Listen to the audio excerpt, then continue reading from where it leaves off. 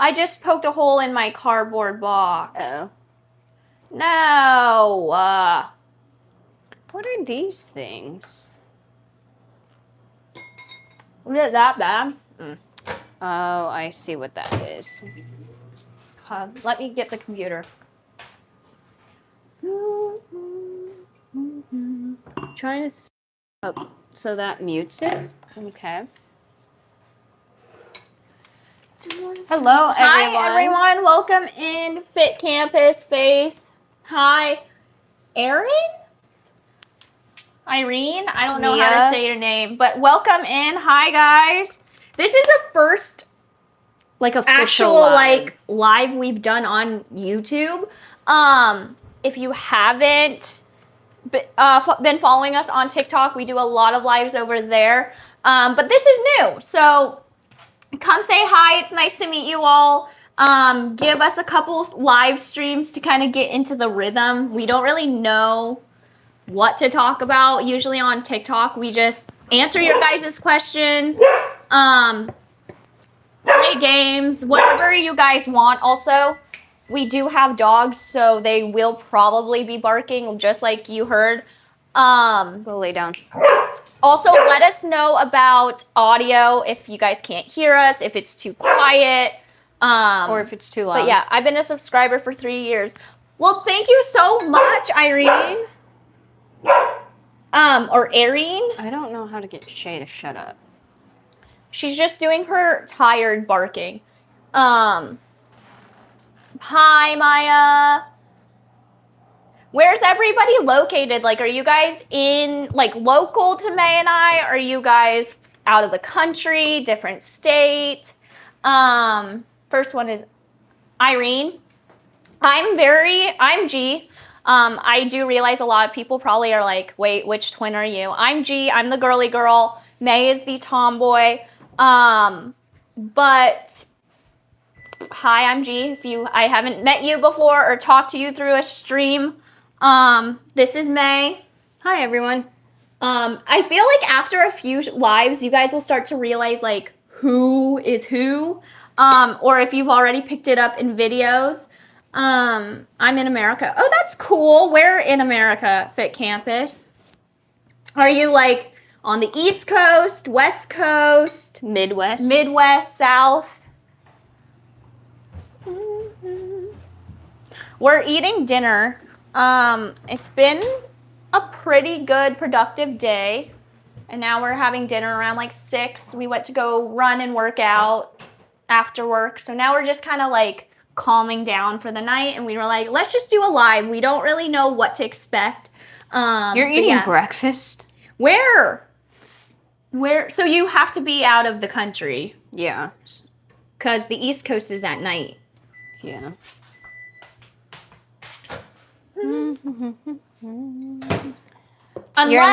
She's in the Philippines. I want to visit the Philippines so badly. So badly. With your mic, I don't think you need a screen. It's 9 o'clock for me. Oh, wow. 9 a.m.? Are you like at school or are you like working? I don't know. A lot. It's so interesting to see where everyone's My main from. thing is, you guys might get an ASMR as well because we're eating dinner. So if that bugs you, I'm sorry. We'll try to eat as quickly as we possibly can. Yeah. Just forewarn, you might hear eating sounds. Some people might like it, others might not. We can also take these off until we're done eating. 9 p.m. and 10 p.m. Where are you guys? Are you guys also in the Philippines? Oh, South America. Got it. 9 p.m. is East Coast. East Coast is 9 p.m. And 10 p.m. is not I don't know Central. what 10 is, though. Anybody do anything fun over the weekend or for like Halloween? Did you guys, I don't know where you are from, but if you celebrate Halloween, did you guys dress up? Did you go anywhere? How's that? I'm trying to do 2 things. Is it good? What's good? Dinner? Oh. I have spicy noodles. G has leftover Chipotle from yesterday. Yeah, I like spicy things though, so I love making the bulldog ramen packages. I think my Yeah. favorite though is the carbonara one. It's my favorite at least. Trying to figure out how to go into the analytics. You keep staring. Don't look over here. Gee, I like watching your older vids because it's funnier. Which older ones? Give us ideas of what you guys like and what you guys don't like, because it's very helpful when we're trying to come up with our filming schedules for the week on like what to film, what do you guys like. We try our best to cater towards what everybody comments. Whoa, I don't know what that is, but you dressed up for Halloween. That's pretty cool. Hi, Jose. Or is it Josie? Jose, Josie? I don't know. Hi, Mia. Welcome in. What's your go-to Starbucks order? I haven't been in a while. I don't really go to Starbucks anymore. I really like a simple caramel macchiato. And I think a lot of people will be like, that's a white girl drink. I know. I've grown up with too many white people around me. But I think it's one of the like less sugary drinks that they have. And you can actually taste the coffee with it. Yeah. So that's why I get it. Yeah. Why is this off?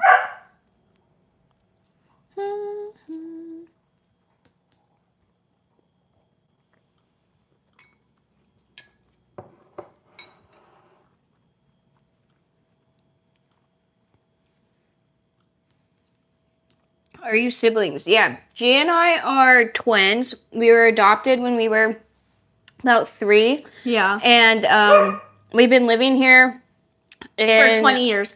Washington for 20 years Hi, or Abby. so. What happened to Out of the Box? Out of the Box is still going to be happening. It's just not as frequent because we realized that we have to focus on longer form videos that are more like vlog style versus sitting down and doing podcasts. But we still are doing the podcast, so keep your eyes out for that. The last podcast was about 2 weeks ago. We're in the midst of trying to find a really good topic or a guest to come on the next one. Hi, Victoria. Hi, Dragon. So what's your major goal, ambition? Tell me. Major goal in what, like life, business? Oh no. Gee, I was Maleficent for Halloween. That's so cool. Maleficent? We went out as a group of, I think, 10 of us. And so we needed to all dress up on Friday, and we all decided to dress up as Shrek characters. So that was really fun. And then on Saturday when we went out, I dressed up as Jenny Kim.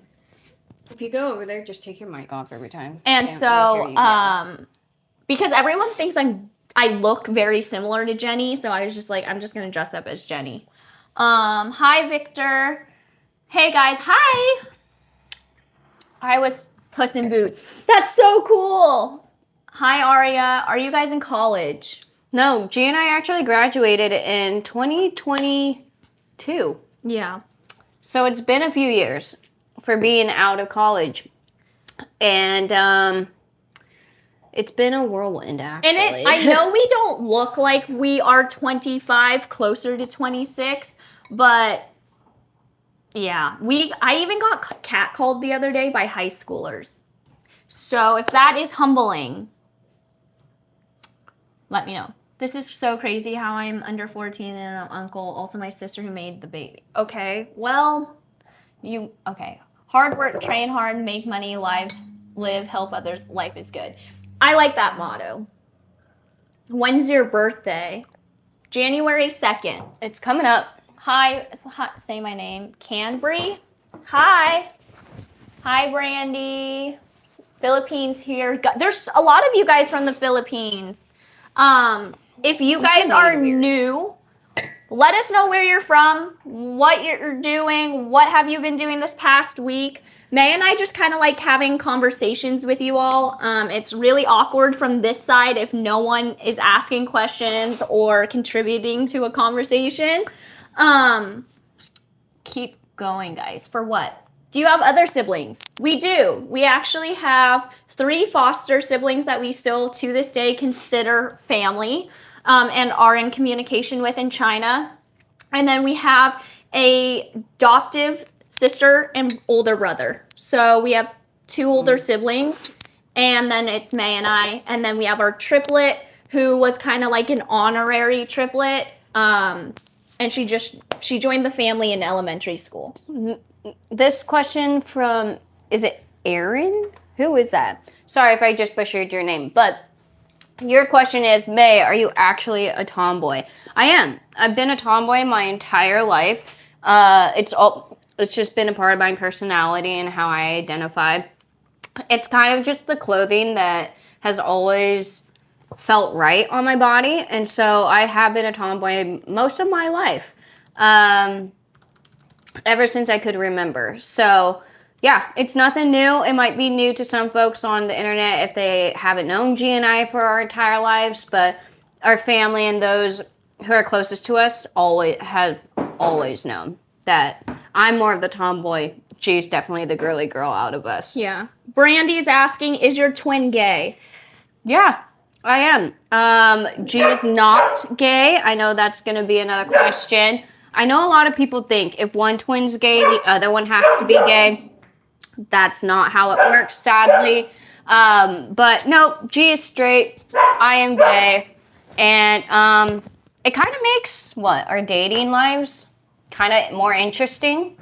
Because G gets to hear all of the stuff I have to deal with. And then I get to deal with the things she has to deal with. Should I tell my crush that I like her? You know, you only live once in this life, and why not? I wish I learned a lot earlier to just not give a fuck and just do it, or do things that might be intimidating. I wish I did more of that when I was younger. Someone goes, what's your favorite movie? The Parent Trap. That's G's favorite movie. Is a top favorite. My top 3 is Parent Trap, Twitches, just because I always thought in my, growing up, that my...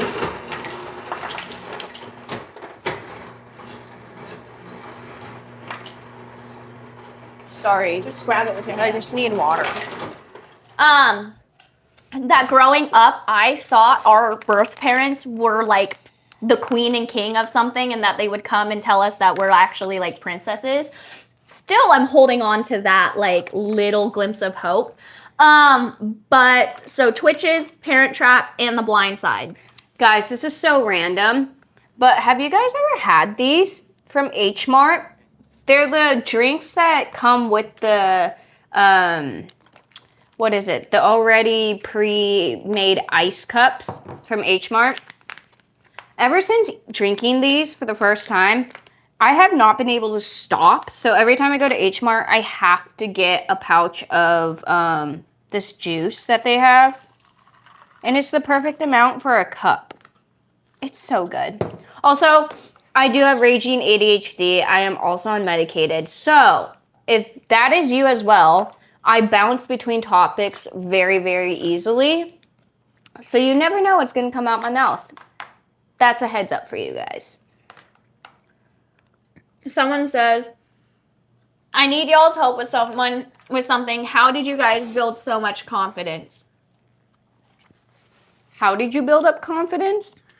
I think over time, and I don't know, maybe you guys can throw in your input too, but over time, I think I just kind of got annoyed with myself that I just wasn't putting myself out there or putting myself in opportunities to take, because I was not confident in myself, and I realized that I was just kind of becoming an introvert, which I don't really like doing.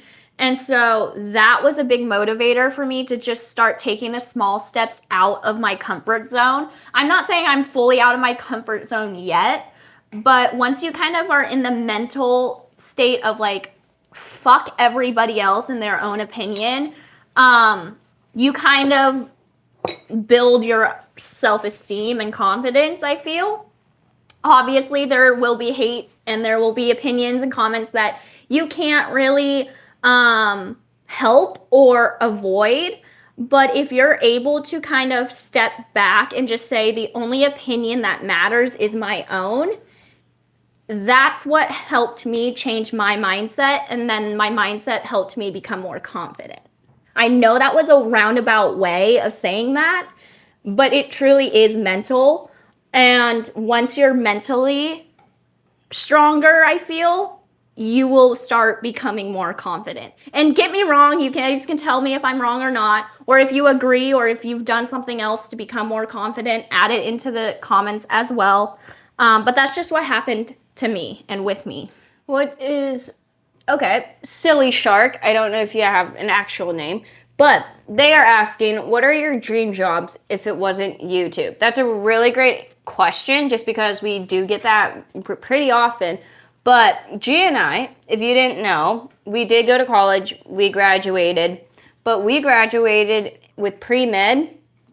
And so we thought ever since we were little, we'd at least be in the medical field. I know G really wanted to be an OBGYN most of her life.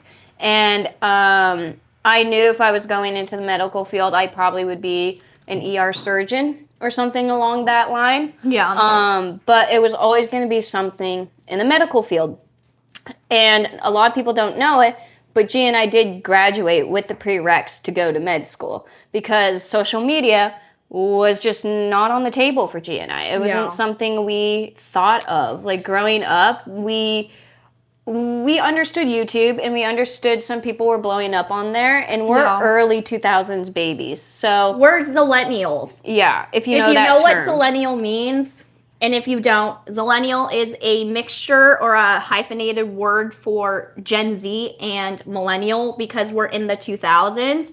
But we grew up with millennial siblings. So I feel like we kind of just got integrated to that generation, which thank God, because I don't know where our generations are going. We're the early Gen Z where YouTube had like the brown and beige color icon.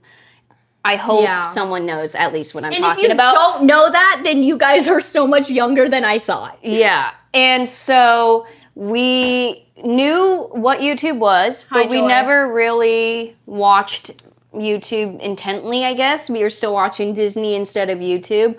And we just never thought social media was going to be something as a job for Gia and I. We always would joke, we're like, what if it actually happened to us? Ha ha ha. But we never like actually posted. We never were on Vine. We were never on Musical.ly.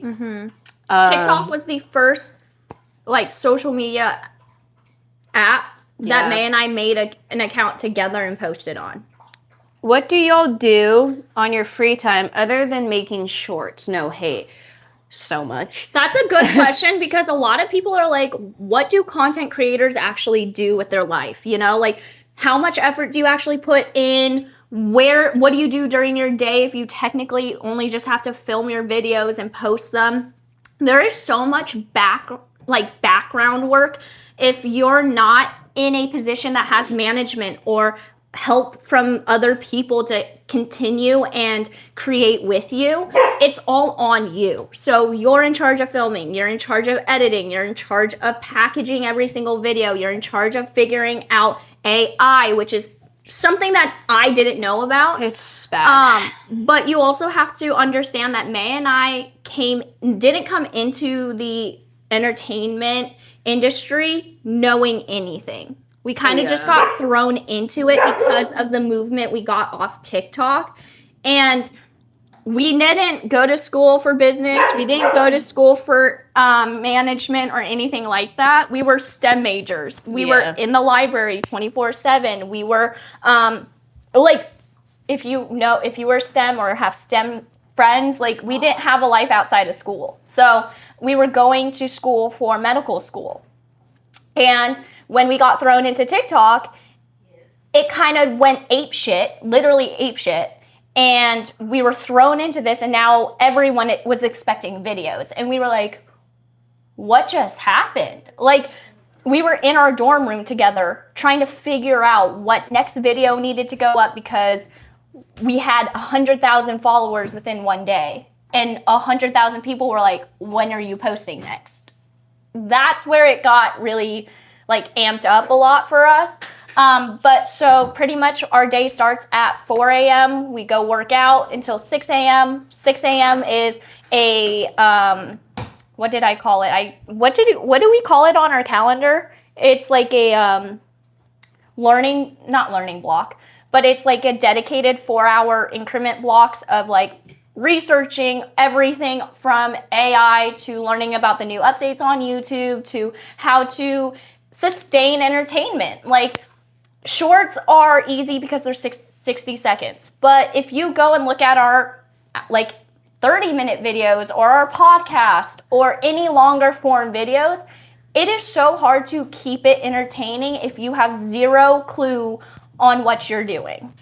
So a lot of the time we are doing that, but our day is 6 a.m. until 4 p.m., which is a 10-hour day every single day. Not to mention, Jan and I are also in the works or training for a half marathon and a full marathon. So our days are definitely packed. We are also personal trainers, so we all have private clients as well. Mm-hmm. We do a bunch of random things, but yeah, our days start early and they end kind of late. Yeah. I will catch more shirts and vids tomorrow. Bye. Yes, I will note your name as Joy now. I'm not trying to be scary. Stop saying that to her, though. I don't know what you guys are talking about. Is a sibling a boy or a girl? That's also a really good question. And everybody, I understand why it's being asked, but if you use your eyes, and this isn't targeted at anybody, but just take a simple look, you will figure it out. But we are both females, women, have always been women. We are just muscular people. And a lot of muscles on a woman might not be flattering for some, or might make you look more manly, but that's just the way our bodies are. We cater to what we like. We're very active people in general, so of course we are going to have muscles. And also, May's clothing. It's the way she dresses. She loves the way she dresses. She's not going to change. That's just who she is, how we are. So, yes, all women, what? Have always been female, will always stay female. Someone is saying, I'm asking for the China trip for Christmas. That is a great gift, actually. What's your name? What's your name? Aunt Fan 312. If you can tell us your name, please do, because I don't know what your real name is. But we are having a discount sale for 24 hours for the last 5 spots for our China trip in May. If you guys are just popping in and you don't know what I'm talking about, May and I are hosting our 3rd group travel trip to Asia in May. The dates are May 21st to the 28th. And, is it Nicole? Nicole from TikTok, Nicole? If so, hello, and also listen up. But I don't think Travel Tuesday, which is December 2nd, is going to be a 24-hour $200 discount coupon to get your spot on December 2nd. So you will only have 24 hours. The code will only work for that. And then once that 24 hours has gone by, the discount is gone. But hopefully we can sell out. We only have 5 more spots. So if you're interested in group traveling, if you have questions, if you want to know more about it, we can obviously answer that for you all. We're really excited. It's our 3rd trip and it's just really fun. It's our first trip back to China since 2008. So everything has been like modernized and just better, I guess, since 2008. So, yeah, if you're interested, ask your questions. We can answer them here. Or you can DM us on TikTok or Instagram and we can answer your questions through there. Someone asked, who was this? Theodore Teddy, I don't know. But he or they asked, do y'all have psych twin abilities? Like, can y'all read each other's minds? I wouldn't say read each other's minds, but Yeah. we know each other so well. I know what she's thinking, or I know what she's gonna do. So if you call that psych reading or mind reading, maybe. So what happens the most though is we will say the same things almost at the same time, or just right after the other person just said it. Yeah. And it happens more frequently when we're texting in like a group chat, where I will send something and then before it pops up and it's fully sent, G sent the same exact wording and text. So that happens sometimes. So because it's happened so often, G and I had to agree that like one of us responds to someone if someone needs something from us, so they don't get the same answer twice. If you guys needed to guess something, would you guys guess the same thing? So we did try this over on TikTok where we did the like letter association game, and we were so fucking off. Like didn't get a single one correct. It didn't go well. So if that proves the point of twins not sharing brain or psychopathic like psych reading, we have individual brains. It's just weird because sometimes it will be like the same, but it's very rare. And when it happens, it shocks us too. Sophia is asking, do you like being a twin? Me and my twin kind of don't like it. Honestly, I have never related more to that. Yeah. That's a really good... There's like days that I like being twins, but then there's days that I don't like being twins because, as you can imagine, okay, you're born with this same person and you live not the same life as them, but similar lives and have some of the same things your entire life. And I think I want to know for you, do you like... Okay, wait. Let me think of how to ask this. G and I, between our friends and going through high school and college, we were kind of put together as a unit. Like, oh, the twins are coming, or oh, G's coming, which means May's coming, or if May's coming, G's coming. So like you're a unit, right? Do you like that? Or do you like it when your friends actually think of you both as two different people?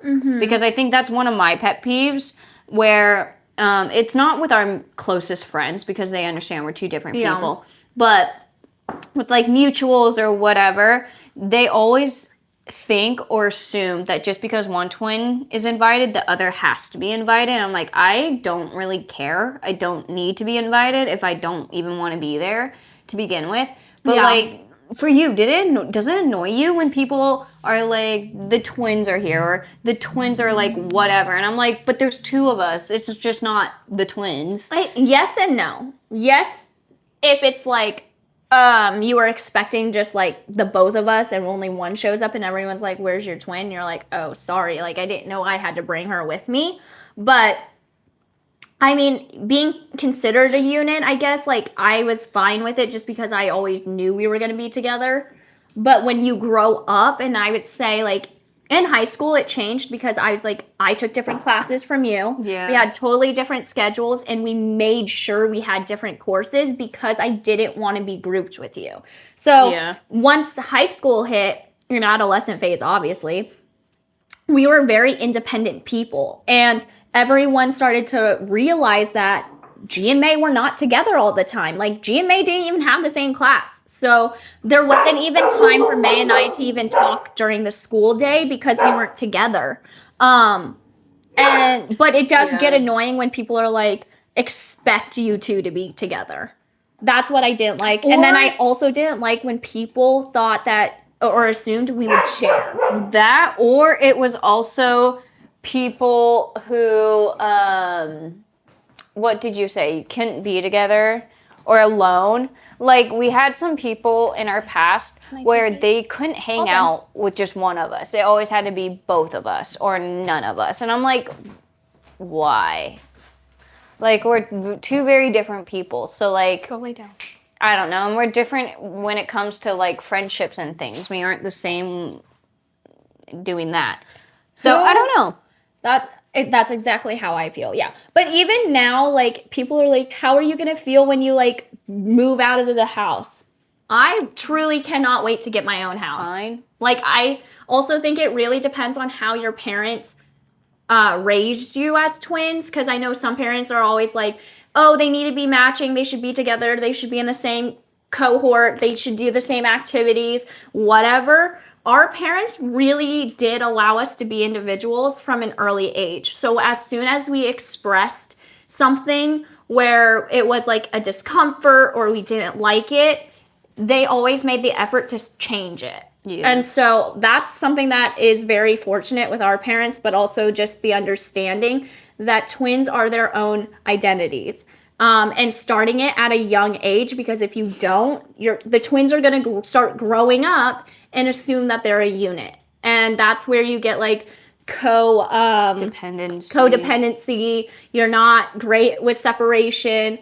But like something, for an example, growing up, our parents once a year would take May or I, so we would be split up, one with one parent, and we would go on a vacation over the weekend separately. So one parent would have that one-on-one with one kid, and the other got one-on-one with another parent, and they did their own separate activities, they did their own thing, and then at the end of the weekend, you would come back, but like there wasn't jealousy because we had a parent to ourselves, you know? And so that's something that, like, if I'm ever fortunate to have twins or whatnot, that's what I will be doing with my kids, because that was something that, one, we both remember and it's one of our favorite memories as a kid. And then two, it's just that having that one-on-one time with a parent. Because usually with twins, it's 1 to 2, you know? So that's just a pro tip. Have you guys ever gotten confused between each other, like when people get confused who is who? Yes, but it usually only happens for the first few times you ever get to meet us and see us. Yeah. And then it's pretty straightforward who is who. G and I have very different mannerisms. We dress very differently. If you couldn't tell, G's voice is higher than mine. Hi, Joy. There's just so many little differences that make us pretty different. Other than just being twins. So our friends, it's really not that hard to tell us apart, just because Not we like do twins have a attached lot at of the hip. differences.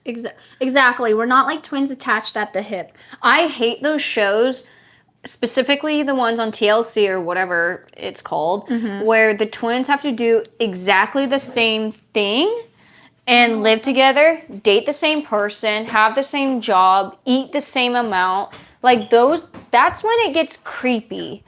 I'm a twin myself, but I don't understand how a twin relationship bond can be that strong. Where you want to do exactly the same things your entire life. Yeah. And I personally think it's just creepy. It's weird. Yeah. Meg, can you tie your hair? I can, but I just showered and I don't like putting it up when it's wet. You guys are so pretty. Oh, thank you. OMG, classic pink and purple sisters. I don't know what that means. I'm not really sure what that means. What is your dream pet? It's not a unicorn. It's not a dream pet, and it's not magical or mystical, but I just want a blue-eyed husky. I do too. At some point in my life. And you want to name it Shasta? Yeah. I want a unicorn that poops rainbows. No, actually, scratch that. That poops gold coins. I would actually love that. So if anybody can make that happen for me, let me know. What would be y'all's dream job be? So I think this goes back to like what we went to college for and our degrees. Yeah. I personally think I would be in the medical field. I probably would be working towards becoming an ER physician or surgeon. And I think that would be my dream job. If you asked me what my dream job was in high school going into college, it was being a OBGYN and a neonatal surgeon. But now, or if you ask me junior year of college after social media started, I think I'm in a trial. I don't like saying era, but I'm going with the flow. I have, after you graduate college and undergrad, at least at my college, my credits for undergrad are valid 5 years out from graduating. So if I still chose to take the MCAT and go to medical school, I have until 2027 until my undergrad credits expire. So I'm giving myself the time to kind of learn and see where life is going to take me. But obviously, right now, I hope YouTube stays and continues to be successful. I hope that if I want to go back into the medical field, I will be able to go back to medical school. So it really is just go with the flow mode right now, see what takes, kind of ride the wave. But I do have to make a decision about medical school by 27. So I have 2 more years. What is your job? That's also a good question. We are full-time content creators, but we're also personal trainers. I graduated college with a bachelor's of science in biology and double minored in chemistry and psychology. Again, I was going to school for medical school, so that's why I got that degree and those minors.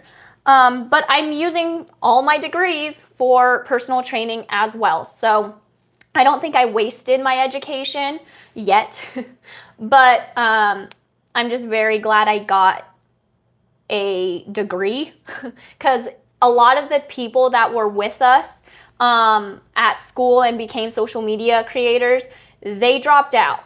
And we were really close to dropping out of school in junior year. But the one thing that made us stay in school was, one, our parents were like, you don't even have a plan. Like, you need a plan before you leave school, which is valid. 2, we were going to, where were we going to move to? LA with no thinking forefront at all.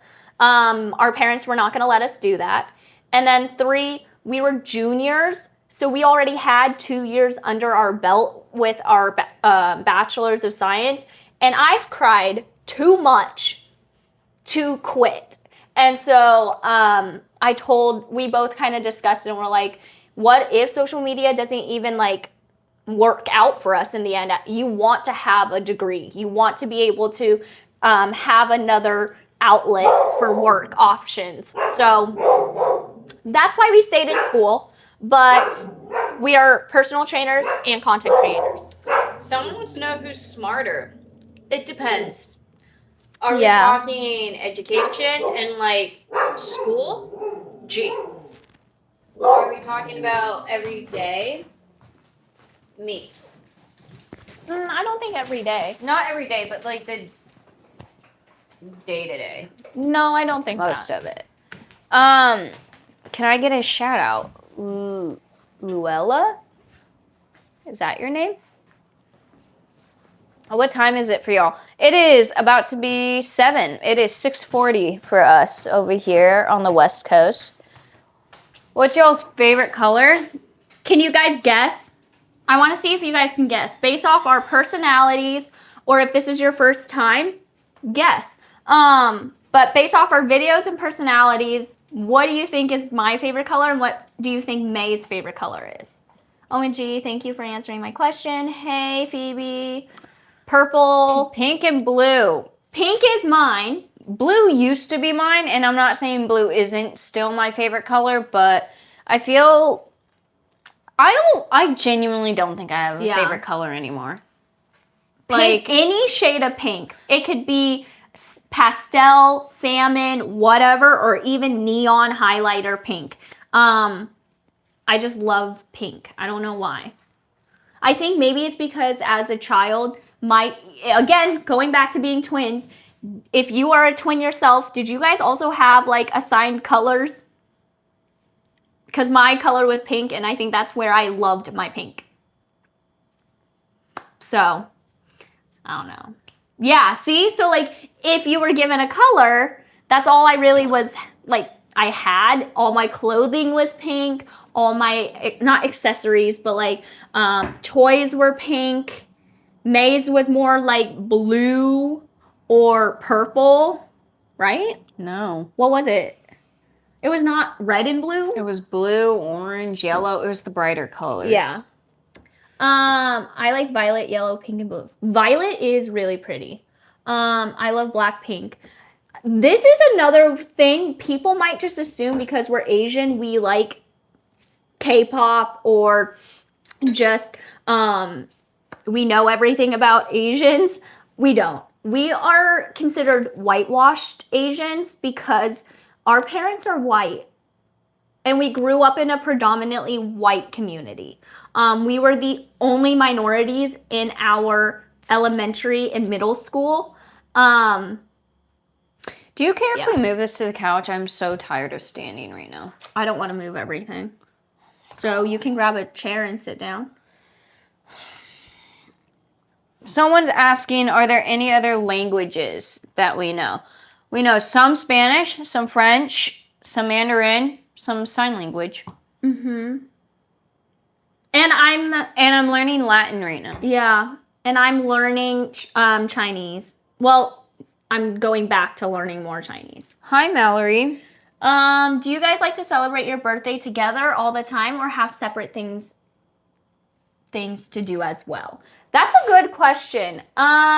We obviously like to do different things whenever we want. So if May has friends, she goes and does things with them. I'll go do stuff with my own friends.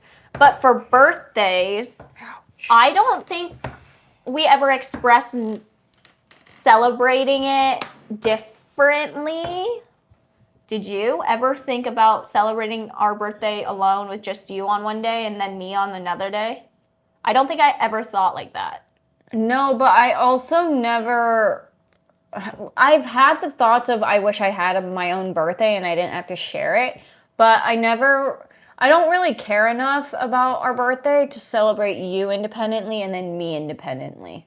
Like, I don't care. Like, I don't know if there's other adoptees on here, but for me and me only, I'm only speaking about myself, my birthday is probably one of the worst days of the year. Like, I don't like it. It brings up memories and past trauma that G and I have been through. And it's not a fun day. Like, we obviously, growing up, our parents would like throw birthday parties and we have friends and everything. Mm-hmm. And we loved that. But then growing up and maturing a little bit more, I never liked it. So I personally don't think that day is really that special. And I don't usually ever want to celebrate it. But I don't know what G thinks when it comes to your birthday. I am very much the same, where I have like really hard feelings, like waking up. It's a constant reminder that day of like you were not wanted at all.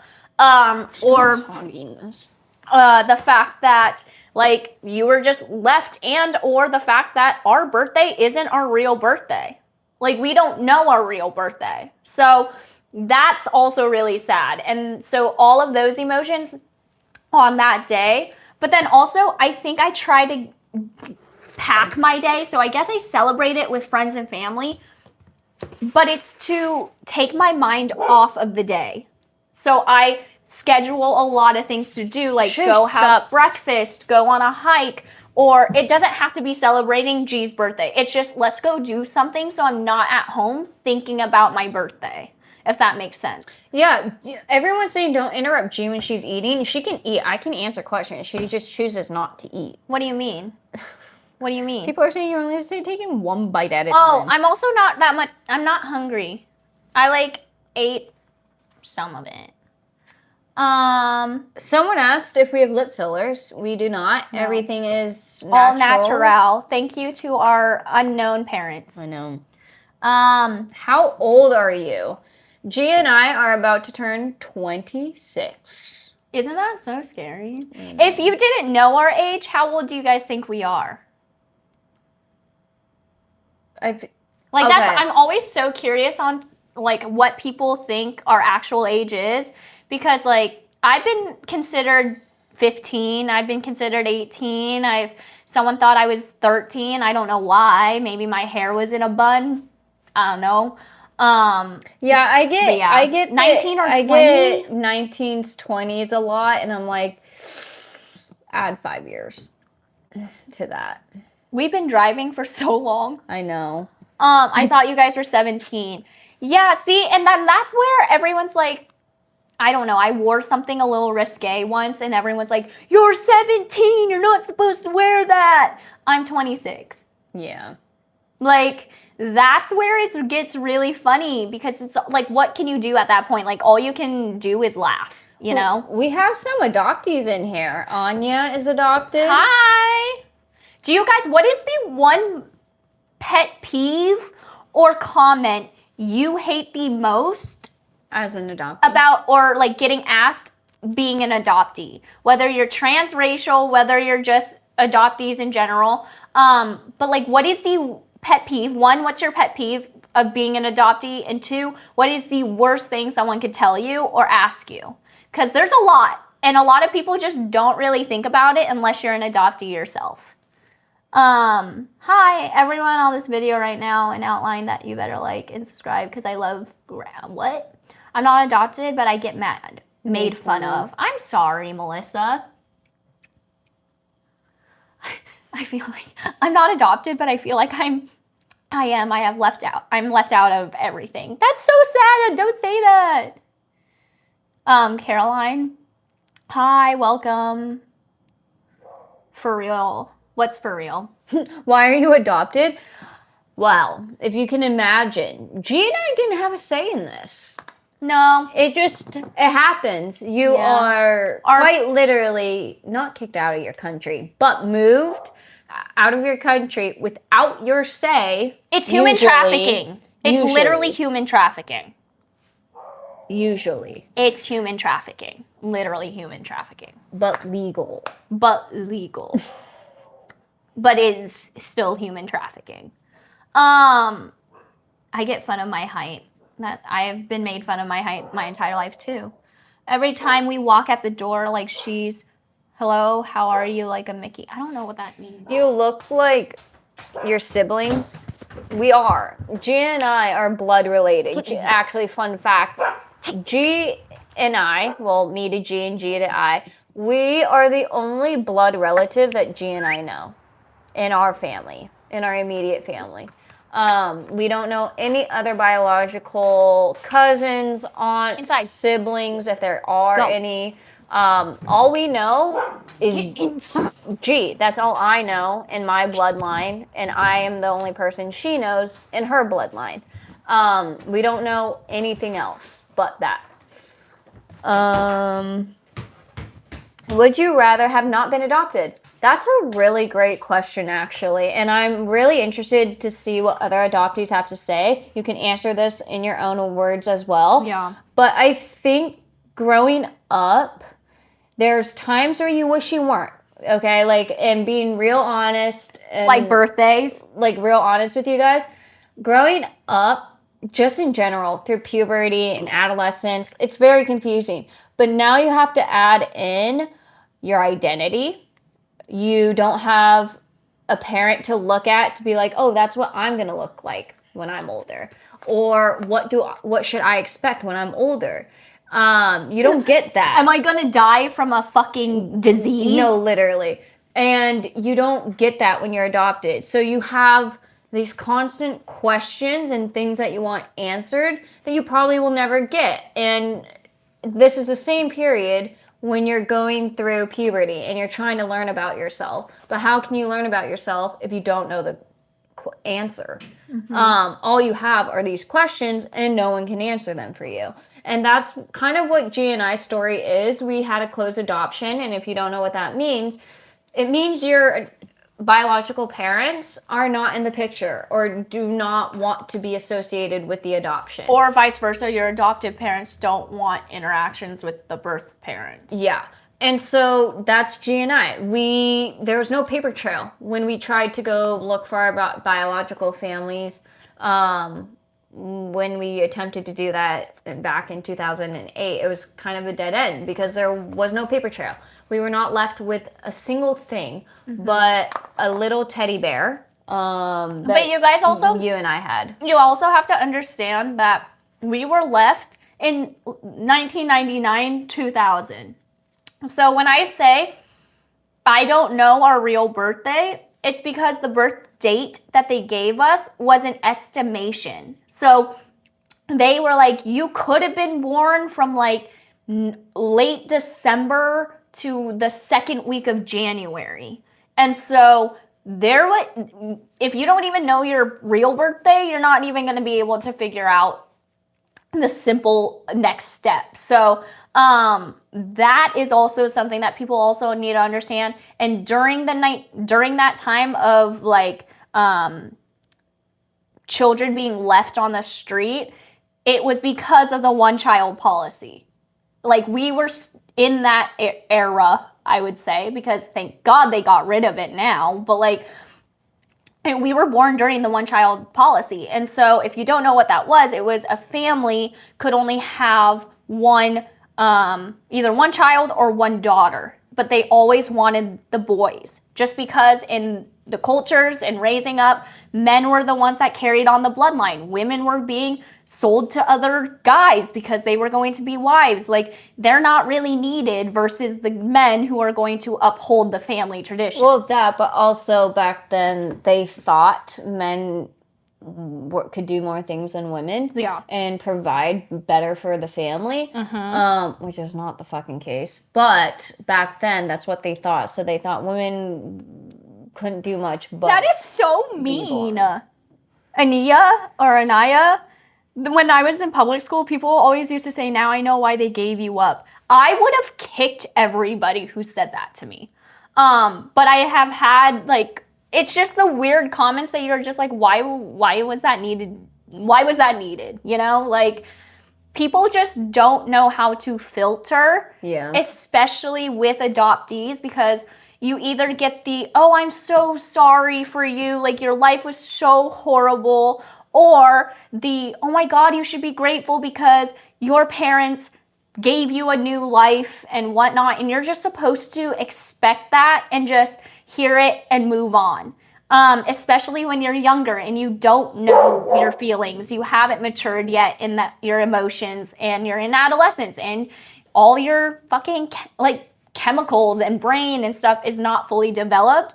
So what are you supposed to do with all that information and not crash out? They made you move to being homeschooled because of the bullying. That is disgusting. And I'm so sorry that happened to you. Low key though, we almost moved schools too because the bullying was so bad. But it's not fun. And like looking back now at it, just kids at that age are just so mean. Yeah. For no reason. And I guess everyone kind of goes through that phase, but it's just like, why are people so mean? Yeah. For no reason. Me and my sister, gay, so many different ways. No, homeschool did too. Oh, okay. I have 2 adopted sisters. Are they younger than you or older? Off topic, but I love your necklace. Oh, thank you. It's Kendra Scott. It's not cool for people to bully others. Exactly. And it's like, again, I wish I could go back and tell my younger self that when I was getting bullied, but a lot of bullying comes from or stems from jealousy. And they're just jealous of something about you, whether it's physical, whether you're just smarter than them, whether you're funnier, whether you just dress better, they like something because you have it and they don't. They're just jealous of something about you. And this is where I was like, I wish I was smarter when I was like 10. No, but like you only learn that when you mature. And so now I can tell myself it was okay. They were just jealous people. But during the time of being bullied and crying on the playground, that wasn't fun. But I feel like it gave us character and gave us a lot to our personality. Did you get bullied because she's gay? I don't think I got bullied because I was gay. I think we got bullied specifically middle school and elementary because we were different than what the standard like was. the standard was for private school. We were the only people of color in the class, and we were surrounded by predominantly white people. And I think that's all I have to say for people to understand why bullying would happen. Mm-hmm. But again, we also don't look like our parents. So people would always be like, but who are your real parents? Or why don't you have parents that look like you? Or whatever. And on top of all of what I just mentioned, growing up in puberty and adolescent phase and trying to learn about yourself, it's hard when others are also questioning it. And it makes it very, very difficult if you don't know how to navigate that. And I think every single adopted kid has gone through that phase in some way or another. Somebody was like, I will always have my sister's back. I just will never always be with her because I'm 10-year age gap. May and I have a 15-year age gap with our older sister. And so I understand from that aspect, like, as the younger sister and not having your sister in those like crucial like high school bullying or even on the playground and your sister's not there to protect you. But if you let her know every single time that you see her that you always have her back, she will always have somebody to run to or to call or text. That's the same thing as it's not the same thing, but it is very similar to somebody who is 15 years younger than you, knowing that your sister will always answer. It doesn't have to be like a physical, like you're right there with me, but knowing that like if I have to, I can whip out my phone and call my older sister. But we have a 15-year age gap. And so when we came to the US and were adopted, she was leaving high school. And so that is like, if you guys also have huge age gap siblings, it's crazy. They're basically your mother, their second mother. Or parent or whatever. But 15 is crazy. Like, she's literally 40. Someone's asking, or Anthony is asking, not trying to be mean, but did you guys ever see your biological parents? No. Gia and I were left with no paper trail, taken to the orphanage, and then we're passed... Any orphans? Raise your hand if you're an orphan. We're passed through... Or was an orphan.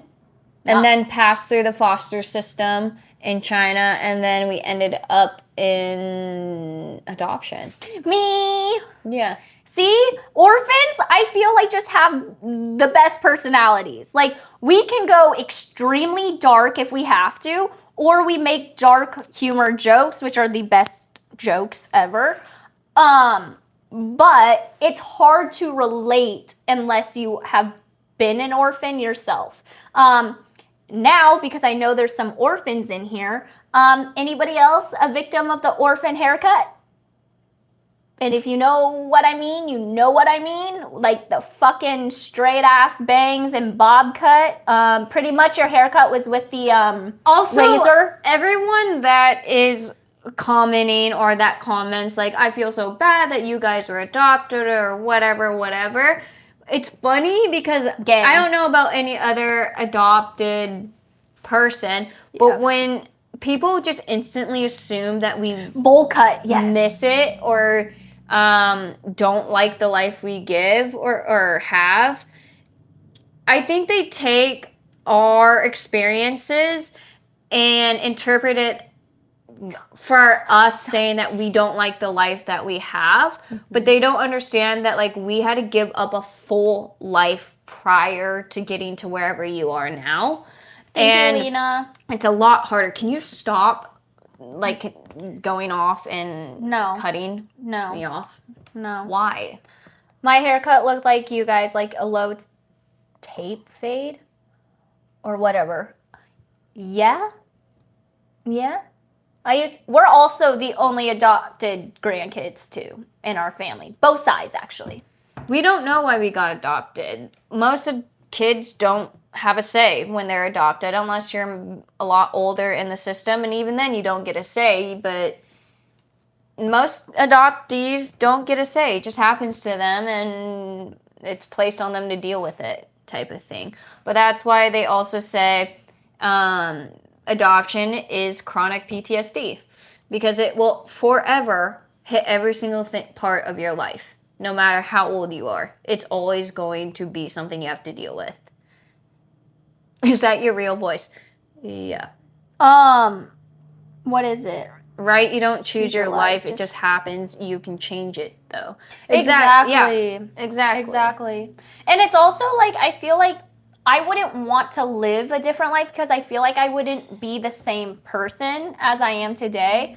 And I think a lot of being an adoptee is my personality. And it's who I am.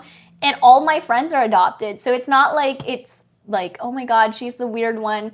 I know a lot of people are not as fortunate enough to have like a close knit of like adoptee friend group. But May and I have been really privileged enough to have a good, solid group of adoptees that we've created by ourselves. Just because we went to the same school or we ended up in the same high school or similar friend groups. And I don't know if this is also something adoptees have done in the past, but being adopted is not my first like initial thing I say to anybody I meet. Like usually it's the last thing I would say to a friend before becoming like good friends, you know? Like that's not something that I publicize until I know either you're also adopted or I feel comfortable enough telling you I'm adopted or you just find out my parents are white. Someone is asking, did y'all go to church when you were younger? And what church did you go to if you did? G and I were raised in a Catholic household, so we did go to church every single Sunday and every single holy day that we should go to church for. But then once we hit high school, our parents gave us more free reign and a choice if we want to attend every single Sunday or not. But we did go to private school. So in private school, there are days that you have to go to church. And we would always attend those. But it was nice in high school when our parents were able to let us decide if we want to continue doing it every single weekend or if we just want to go to the important ones or whatever. It was really up to G and I when we wanted to go or not. When did May always like transgender clothing style? Let's switch that, okay? Let's not use the word transgender style. Point blank. Yeah. It is tomboy. That is what she has always called it. That is how a lot of other lesbians call their styles. It's not trans style, first of all. And two, she chooses that. You like the way you dress, right? Yeah. You don't care what others think, right? Nope. And you're comfortable in what you wear. I went to private school too. Private school was a trip for sure. Very different than public school and community school and whatnot. G and I actually recently just found out like a major difference between public and private, and we were just flabbergasted because we cannot comprehend what was being Catholic said. school can be a racist, so I'm not even dark, just Mexican, Native American. Yeah, no. We grew up in a predominantly white community. We were the only minorities in our elementary and middle school. What grade are you in? G and I have graduated, so we are done with school for right now, unless we choose to go back to school or something. But right now we are in school, and we haven't been in school since 2022. So it's been a few years. Yeah. But we both have BSs from college. We have our high school diplomas. I have my 8th grade diploma.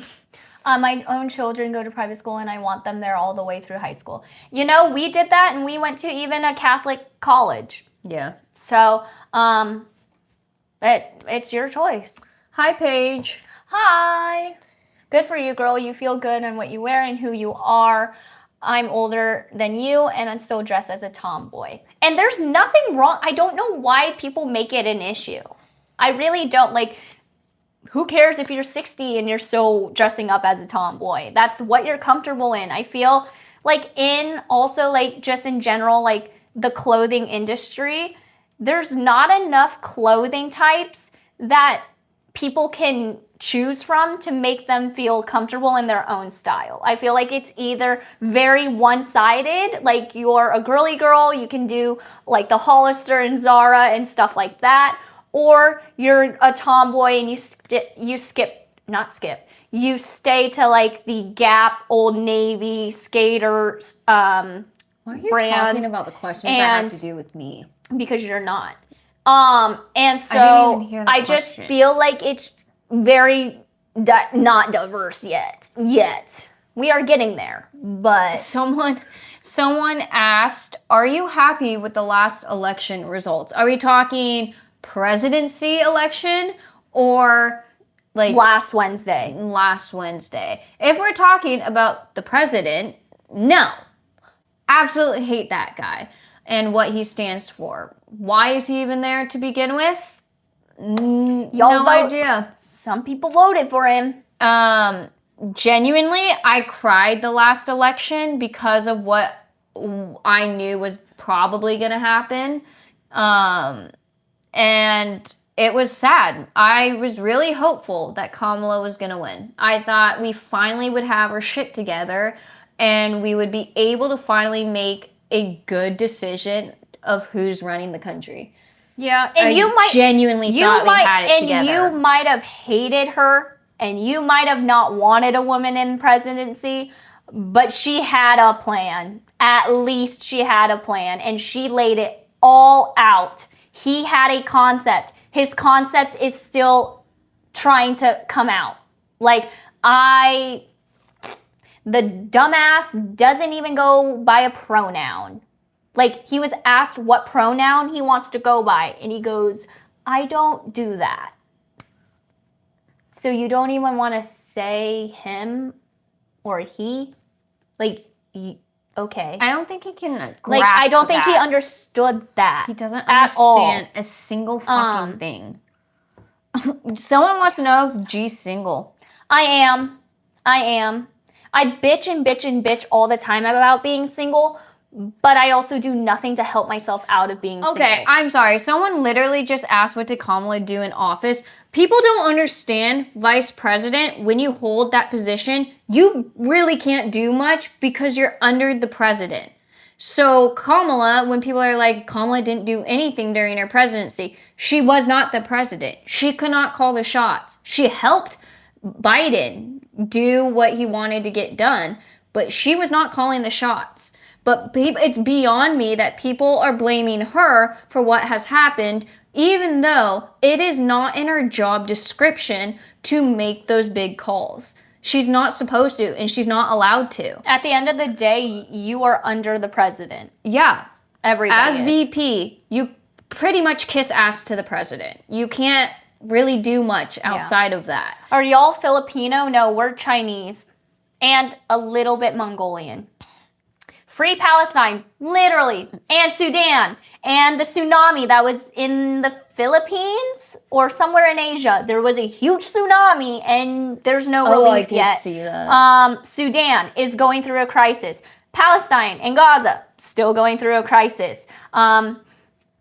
Yeah, It's disgusting what this world has turned into. I'm not lying about that. The world is gross. not. Are you guys wearing mics? We are. If you don't like it, we can take them off. How are you guys going? Y'all always are doing happy though everything you've been through. How are you guys going? I think you're asking how we're doing and like how we have kept like a positive mindset because of everything we've gone through.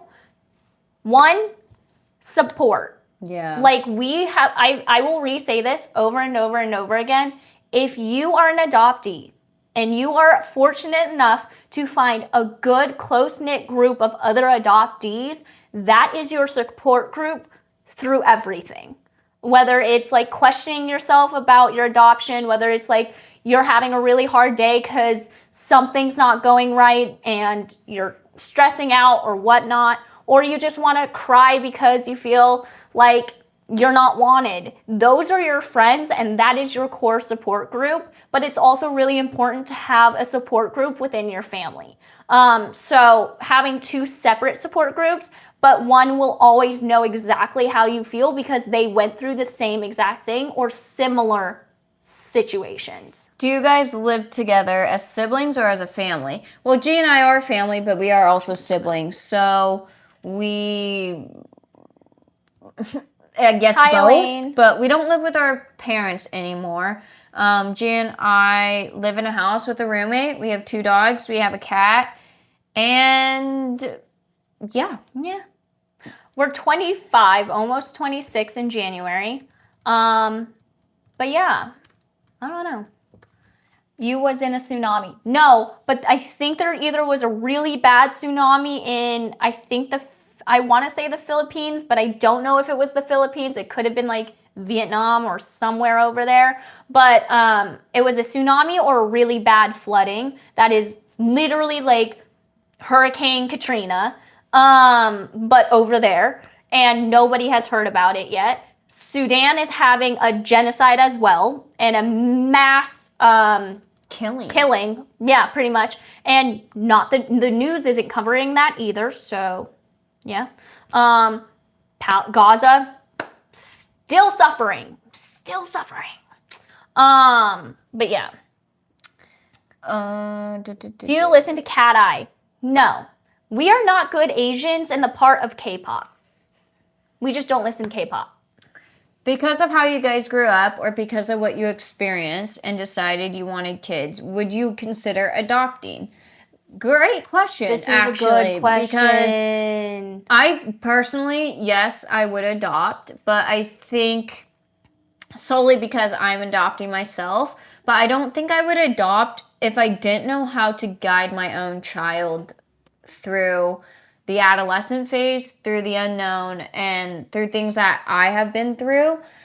Because it's very hard to direct your kid if you don't know what they're feeling or how to explain why they're feeling that way. Yeah. And I think that's why Gia and I got really frustrated as kids because, again, we didn't have an outlet. We didn't know who we could talk to. Our parents were very, They would always try to help us understand and comprehend and help our questions and answer them, but they don't know everything. They know as much as we know. And so it was really hard to just be like, well, I have this question, but I can't ask you because you don't know. So who do I ask? And it usually ends up not being answered ever because, I don't know, a lot of adoptees, if you feel the same way or not, you probably have tons of questions that you wish you could have answered, but you know you will never have that. So it can get pretty frustrating. I want to adopt. I've always known I wanted to adopt because I also feel like, I don't know if this is a savior complex part of me, but like I feel like I was saved and I was given a better life, that I should just pass it forward because I was fortunate enough to be able to be pulled out of an orphanage. And if you haven't been an orphan, or the feeling of being left or you're not wanted, it is so hard. And it follows you in every aspect of your life, whether you know it or not. It's called CPTSD. And I feel like just a part of me just has always wanted to adopt. One, because of that, but 2, I also want to be pregnant and adopt so the babies are at the same age or around the same age. Would you ever adopt someone older? Yes.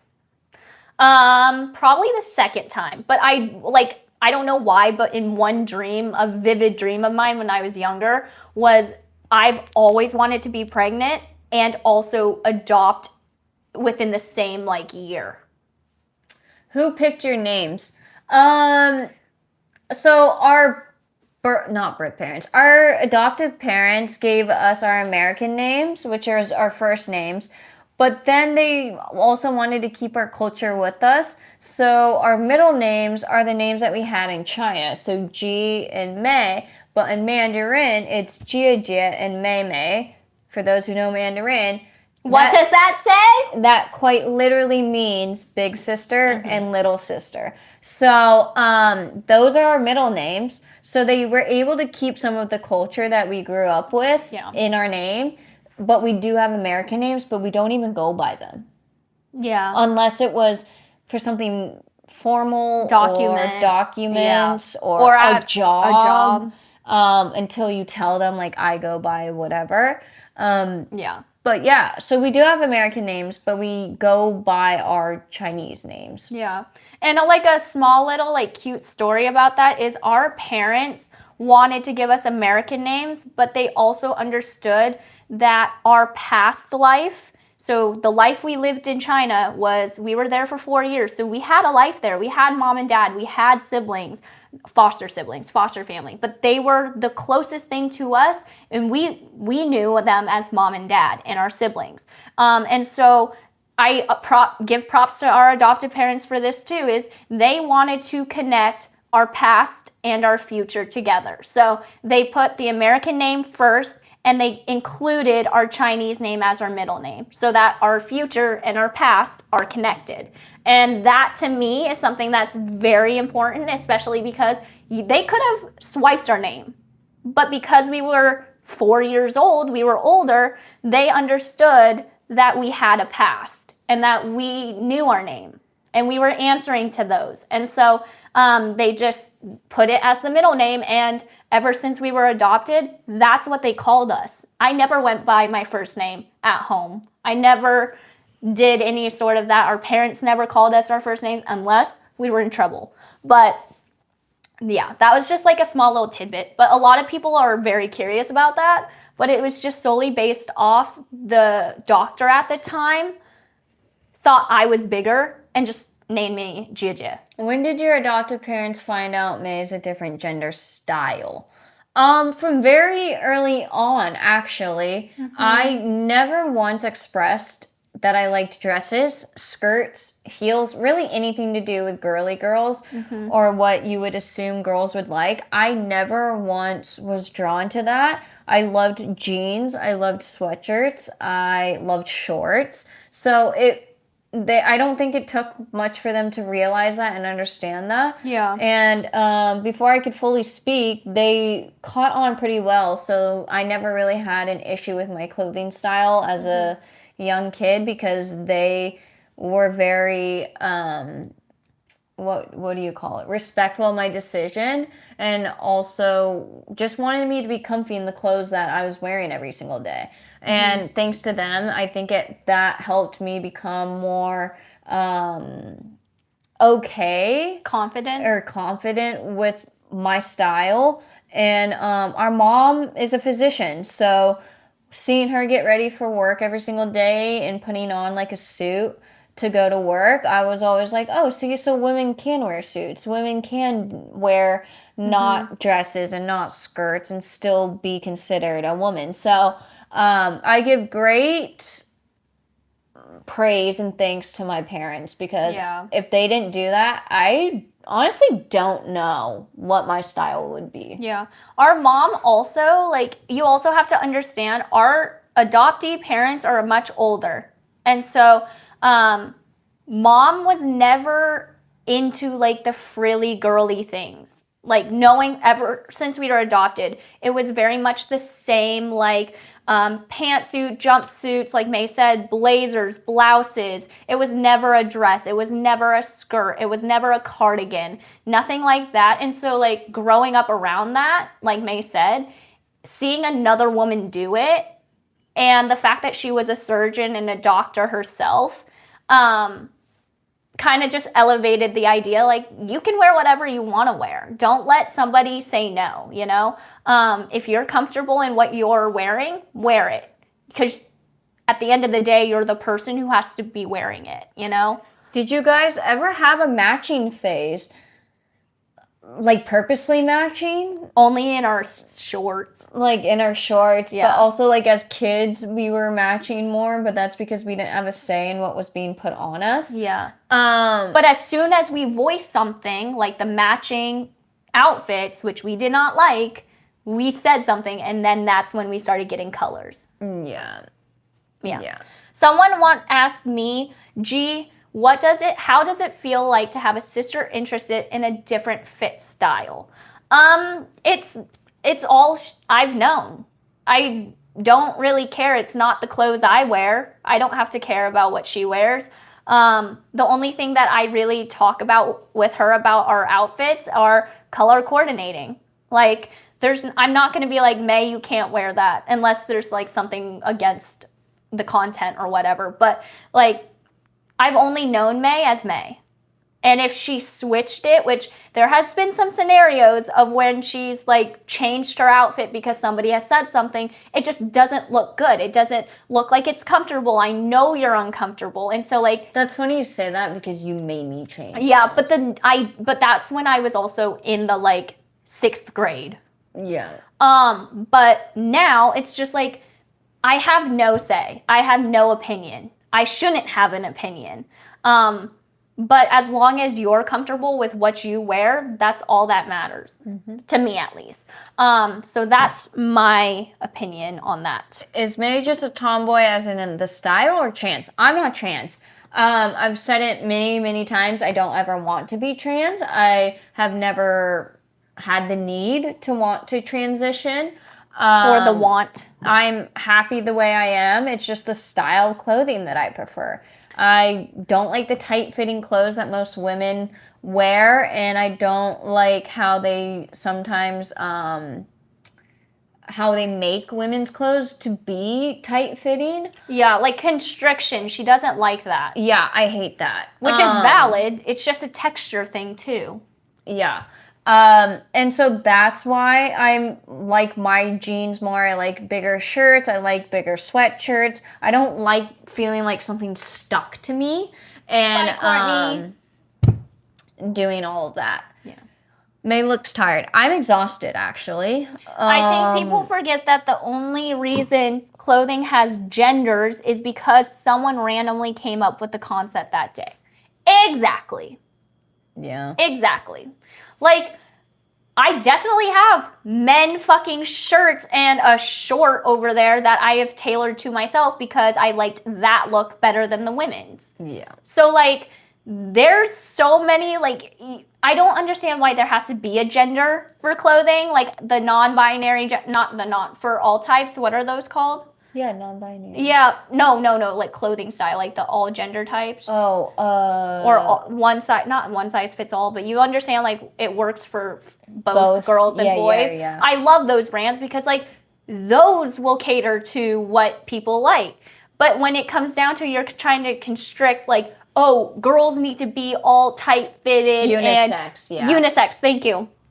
But like tight-fitting, frilly, girly, pastel colors, like stay away from like the boy colors or whatnot. Like, that's not a thing. When you grow up, if you like it and you can buy it, buy it. Like, I just don't get it. I really don't. The best TikTok is the one you guys hug G and she throws you to the floor. When was that? I do that frequently. I don't know. Stereotypes are annoying. They really are. They really are. And did you guys play sports? We played mini growing up. Our family has been very active ever since we were little. I think growing up, there was never a time we weren't doing a sport. Every single season we were doing a sport. Yep. Winter, we did a lot of skiing. We did a lot of soccer. We did running. We did basketball. In the spring, we did cross country. Track. Cross country. Yeah. Or no, fall is in the fall. But like track in the spring, we did volleyball. We've done golf, tennis. I think there's more sports or less sports that we haven't done compared to the ones we have done. Yeah. What is your gender and are your parents okay with it not to judge? Okay, gender, we're girls, female. 100% never changed, never will change. Yeah. And our parents, they've known our gender our entire lives. Tight clothes are so uncomfortable. No, literally. That's exactly why I don't like wearing them. Because I hate being constricted. It makes me want to scream. And like, whenever I move or I sit down or I stand up, I don't want my clothes suctioned to me. That's disgusting in my opinion. But I also think not think, I know. I'm autistic and I have a lot of sensitivities and sensory issues, and clothes is a big one for me. So I've had to find shirts that I like that don't itch me or make me want to throw it off of my body. I have, for my entire life pretty much, have kind of found my wardrobe, and I'm only sticking with that wardrobe. I don't really like to go out of my way and try new things just because I know it probably will bug me the crap out of me. So that's also why I just kind of like my style and I stick to my style, is because it's pretty much the only clothes that I can handle. Welcome, Maddie. Hello, thank you for joining. I have ADHD. Yeah, I do too. So I have both. It's so fun over here. Are you guys watching any shows right now? Or what's your favorite one? I recently, and I mean recently, in the past month, have gone down a rabbit hole of C and K dramas. Yeah, she won't stop. I think I have now hit the transracial, adoptee, Chinese, Asian algorithm on my TikToks, because all it is C dramas and K dramas, and I'm like, this is what I needed to be watching when I was going through an identity crisis. But I've been a huge fanatic of C and K dramas recently. So if anybody else is a fan out there, let me know. I'm taking recommendations. My screen time is 10 hours a day. So, Jesus Christ, G. not just from watching, but if you know what I'm talking about. C dramas and K dramas are 3-hour long episodes. They're long. So, but they suck me in. So if you're also a K drama or C drama fan, Asian drama in general, could be Japanese, could be Korean, don't care. Hi, welcome. I fully understand the obsession now. I don't, and I will never. I need to sit you guys down and we garden and we watch. No. Yes, it is so much more entertaining. No. So much more entertaining. Thank you, Katie. They're so much more entertaining. I just got done rewatching The Blacklist, if anyone knows what that is, on Netflix. So good. Love that. What is this person asking? Oh, did you go to college or a university, and where? Yeah, we did. Gia and I went to the University of Portland in Oregon for 4 years, and then we moved back here. I love how niche that is. It really is. It really is. But only the cool kids are a part of it. What breed are your dogs? We have Australian Shepherd mix, who's on crack all the time. Yeah. And then we have a sweet little Staffy Pit Bull mix. Yeah. All the pitties out there. Yeah, we're a pity household. We're a pity house. Try some thriller K-drama you will enjoy. Okay, when I told you I went through a fucking dark hole and I'm still in it, I subscribed to the Net Short app. The drama short ones, yeah, hooked on that. Ooh. And then I realized that you could get them for free on YouTube. So then I canceled it and now watch it on YouTube. Or Viki. That's how deep I got. Viki. Or Ikwiki. I don't know what it's called. Okay. What advice would you have for a person who wants to tell their family they are gay? Just asking. Good question. What advice would I give to someone? I would say don't rush into it and don't feel obligated to come out to your family just because they are your family.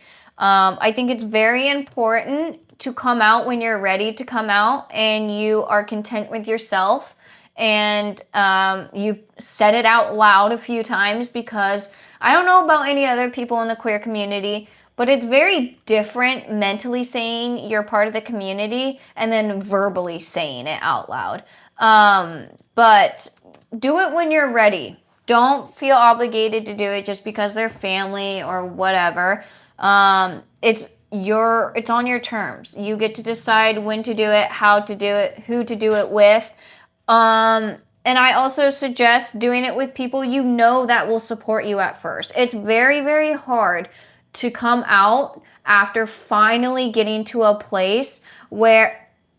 Oh, thank you, Amani. It is very hard to come to someone and say something that vulnerable and get shut down immediately.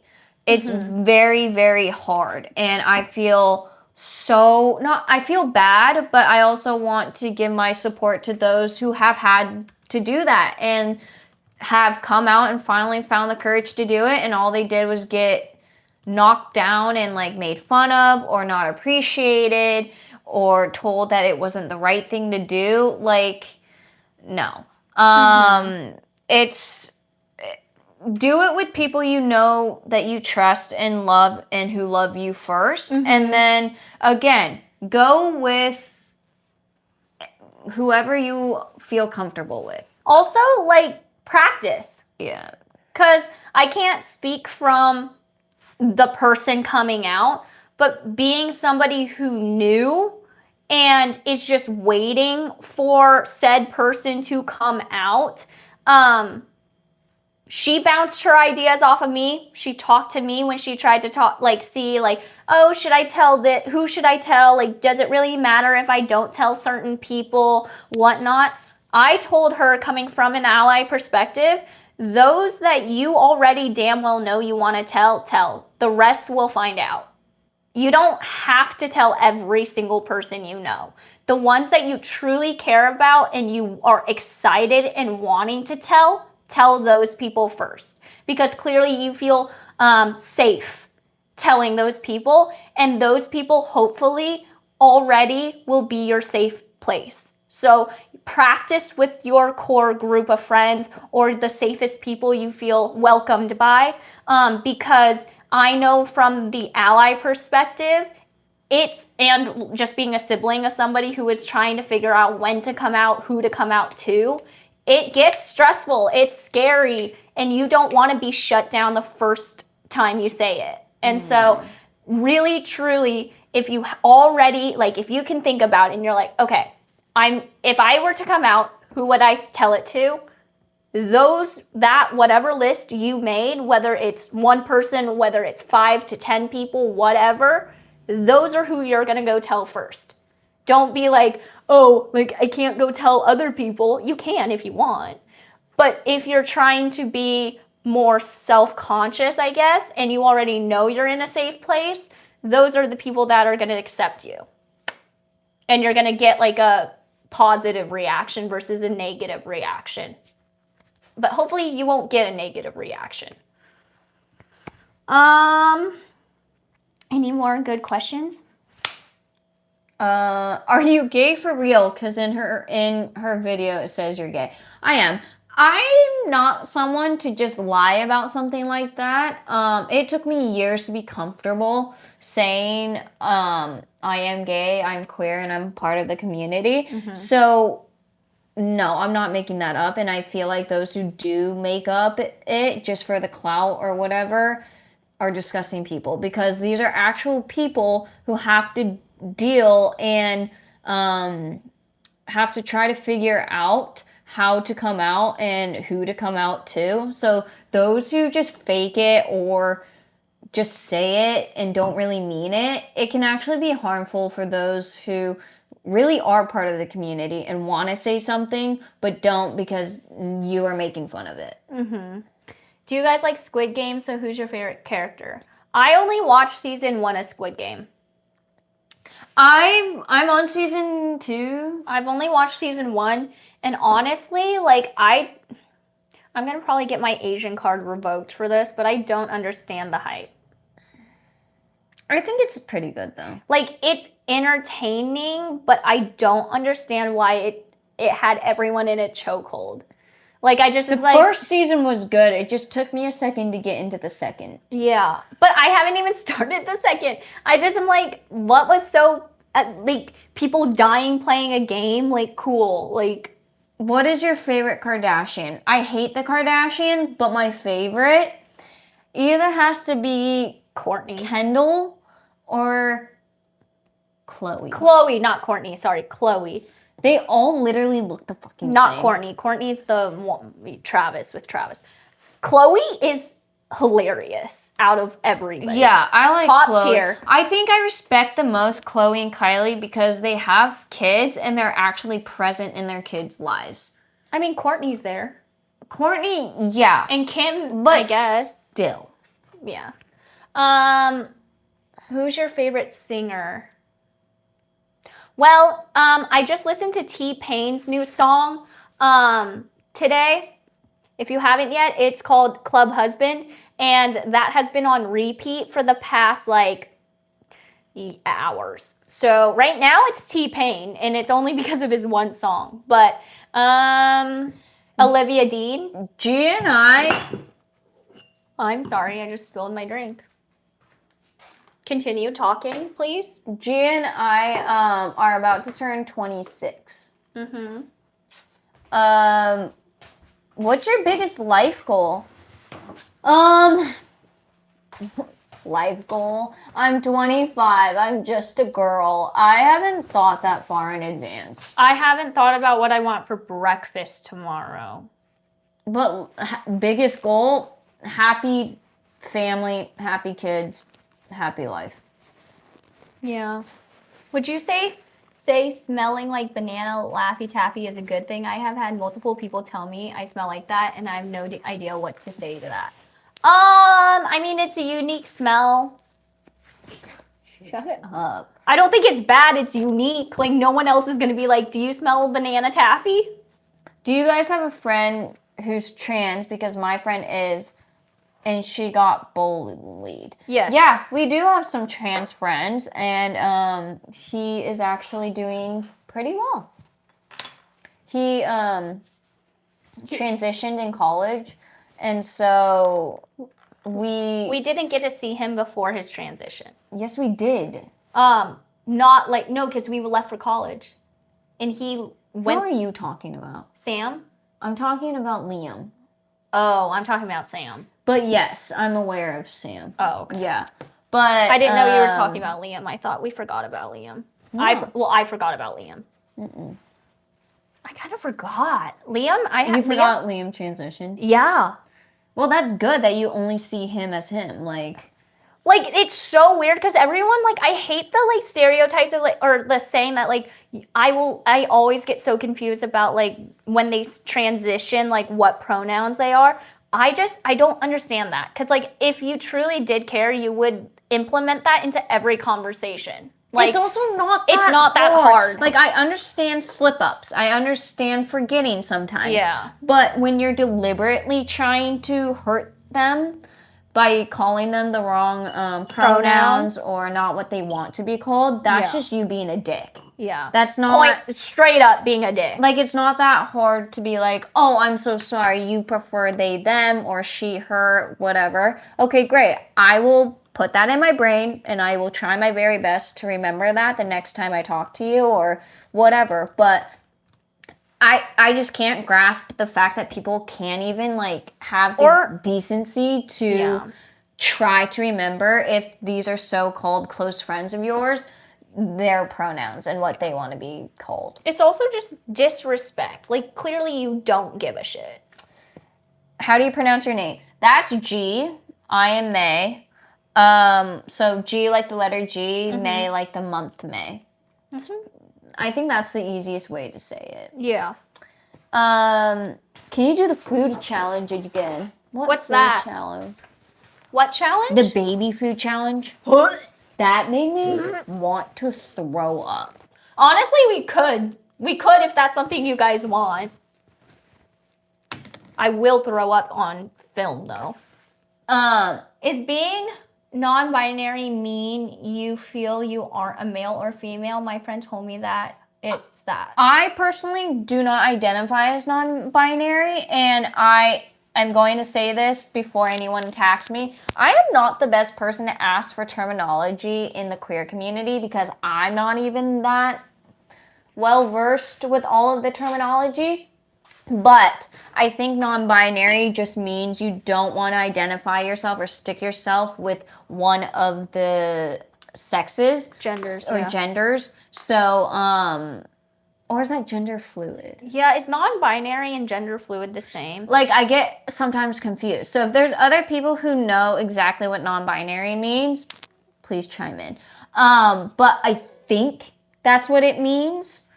No, it doesn't mean that. Okay. Someone educate us and write what the difference is, because I truly do want to be educated on it. I could look it up too. I just haven't had the time, nor do I have the hands to do it right now. You have a phone. You could look it up. Dream vacation. What's a dream? We're going to vacation? China. We are going back to China in May. And I think we went back in 2008. But again, if the adoptees are in here still, if you had the chance to go back to your home country or even hometown, would you prefer to go back with your adoptive family or with fellow adoptees, like other people? Ouch. Because May and we went back in 2008 with our adoptive parents, and obviously that will feel a lot different than when you go back by yourself. Non-binary means that they don't want to be like one certain gender. See, okay. Okay. But gender fluid means like you feel different genders by day. Oh, okay. That makes sense. Like you just interchange them? Yeah. Based off the day you feel? Yeah. Got it. Got it. Well, thank you for educating. Lena? I'm sorry if I butchered your name. See, and that's what I really like is like, I hope you guys also understand, like, if you're on this channel or when you come on these lives, like, we love to be educated. We will educate you guys on the things we know. But, like, it's a conversation. It's not meant to start arguments. It's not meant to split sides. We love collaborating. We love learning. We love being told, actually, like, did you know that this means something else? I feel like everybody grows from conversations. Everyone assumes these days that you have to have an argument to get your voice across or your opinion. And that's not it. You can simply just put your opinion. And it could either leave it there or pick up a conversation. Like, you just don't know. Do you guys like any kids animation movies? What's the last one we went to go see that was actually really good? K-pop Demon Hunters? No, I did not. I really am looking forward to Zootopia. But what is my favorite kids animation movie? There's a lot. The Lorax? There's some really good ones too. Like, are we talking our generation or like ones that were just released like this year? I think at any time. I thought, don't hate me, but I thought Minecraft was stupid as shit. But from our generation, I really liked, oh crap. What? Frozen. I was obsessed with Frozen. It's and the Frozen first in movie. Our generation, like for us. Yeah, Jess and I were talking about it the other day. The first one came out when we were in like middle school. Really? And the other one didn't come out until college. Can y'all do the lie and truth challenge? Is that the one where you're like, I have a blank and people are trying to guess what you have? What is like your job? Because I always wanted to know like your career. So we're full-time content creators and we're personal trainers. But before content creating, May and I actually worked for the NFL. So we worked with the Seattle Seahawks for 6 years prior to leaving and being content creators. So we do know and we understand the corporate job as well. We are just fortunate enough to have a flexible schedule based off our day. But we did work a regular, because people are like, content creating is not a job. If it makes money, it's a job. I also think every single content creator should have a 9-to-5 job at some point in time to actually learn and to understand what other people do every single day instead of being such jackasses. Because not everyone is fortunate enough to be able to be at home, make their schedule, to be able to just upload videos and make money doing that. So like I personally think every single content creator should have to go in, either work a 9 to 5 for at least a few weeks to a month, maybe hell a fucking year. Like everyone does it daily. They can suffer for a year too. Yeah. But like it gives you so many different skills that Like- you don't get to learn if you're a content creator, and there's things content creators learn that people who have a 9 to 5 don't learn either. So like it's a back and forth, but I personally think that most creators, if they haven't had a 9 to 5 or just a regular job, they should at least see what it's like. Yeah. You know? You just But that's just you me. just gain experiences in different things. You learn how to multitask. You learn how to work with others. Yeah, I don't know. Did you guys go to private school or public school? Private. We were fortunate enough to go to private school. Yeah, we didn't choose it, No, but we were fortunate enough where our parents did put us into private school. yeah. But yeah, fun fact: I was adopted in Hawaii. That's so cool. From what island? Yeah. That might be too personal, so I'm sorry, but I'm just curious. do I you agree with think? your view, May. Yeah, like I just hate seeing so many content creators just shit on other people's jobs without even knowing what it takes to do that job. And I'm just like, guys, if you don't know what it's like, you probably shouldn't say anything about it.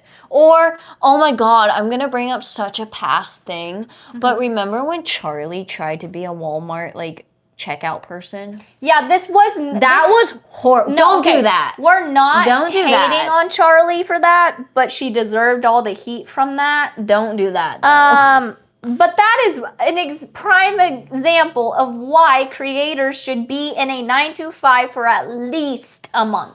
Yeah. At and least. don't film it. And don't film It it. should not be Yeah, filmed. don't you film should it. do exactly what everyone else has to do daily, and you get to see what it's like. Yeah. Someone asked, what do you think about people who comment about other people's body, like weight? Because that happens a lot, and I want to know your take. Coming from personal trainers, it's disgusting for me when I scroll through my feeds and I see fitness influencers or fitness content creators talking absolute comments, not fucking bullshit. No, I know, content. but So answer the comment-wise, no one should talk about your body unless It's you. it's you or you asked someone to say something. But I don't think it's right for others to comment on your body. One, when they don't know you. Two, they think they know they're right, but they're not. But for me, for a personal trainer, whenever I have clients that are like, I don't like when someone comments this on me, or like, how can I gain more, what do you call it? When you need more assurance, whatever you call it. I don't know what you're trying to say. I don't know. You just need to I just hate it. I hate when people comment on other people's bodies. It's disgusting. Yeah. And again, it's nothing, it's been a societal thing where everyone feels like they are allowed to say whatever they Self-esteem. want. Thank you. And it's not. We're filtering. We gotta filter a lot more, and I don't know why people just don't filter. But you also have to understand the repercussions of who you're saying it to, how you're saying it. What if you're just saying it to be funny, but really the person who you're aiming it towards is suffering? Yeah. You could be the reason that they, one day, how would that make you feel? So, we just need more sympathy and we need more empathy. I also think, though, with how everything is right now and everything's on social media, you have to be very, very careful who you're looking at. Do they have the credits to be able to tell other people this? And do they have the certificates to be able to guide people through workouts? Or are they just trying to get clout? Are they just trying to say whatever it is to get the views? Because a lot of fitness influencers will do that. And like, I don't know. I bet you've came across so many videos on your feeds where it's like, you could get abs in 4 weeks. Or if you do this, you'll be looking like me by the summer. Something like that. But heavy on the empathy. But honestly, exactly, it's not the truth.